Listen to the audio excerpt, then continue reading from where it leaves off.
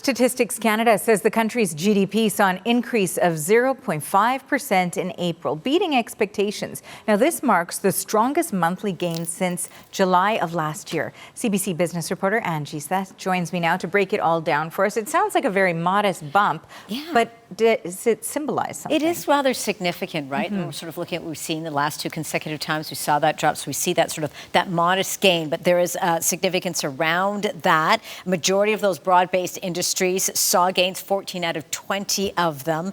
And the goods and services sector in the month of April really saw that level of strength. Goods producing industries up 1.2%. Services not as high, but still 0.3, marking 3 consecutive months of increases, so significant there. And breaking it down, when we look at oil, that was really the headline here.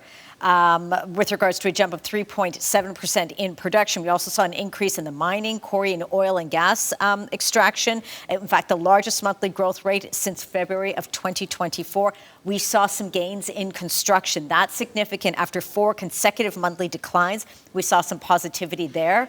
Residential and building construction, sort of the lead in that growth. Real estate, rental, and leasing also seeing some increases there. The 3rd consecutive month of gains across all of those sectors, and transportation and warehousing also rising a bit as well. But significantly as well, manufacturing was also up. And economists are saying that based on those numbers, it does give us a bit of a clearer picture of the economy. Take a listen here.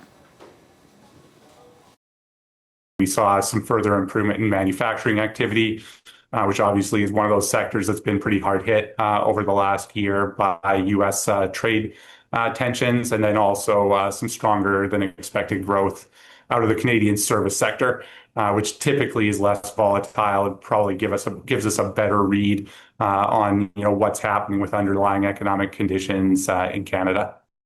And Nathan Jansen also points out that consumer spending is holding up despite sort of what we've seen with the price of oil, the high price of gasoline as well. So that's significant there. Advanced information is indicating that the real GDP by industry will increase by 0.1% in May. We will get that official estimate, those numbers at the end of July from Statistics Canada. And in relation to the Bank of Canada, we're always sort of watching where that was. Well, during the last update, Tiff Macklin mentioned that although we see a weaker economy, they're anticipating a level of growth between now into 2028. Economists are telling us the prediction on their end, when we're talking about interest rates from the Bank of Canada, we're at the right level for this economy. They don't anticipate an interest rate change, Arthi. And of course, the Bank of Canada will have that announcement on July 15th. So we'll watch for that. Okay, thank you for this. That is CBC's business reporter Angie Seth.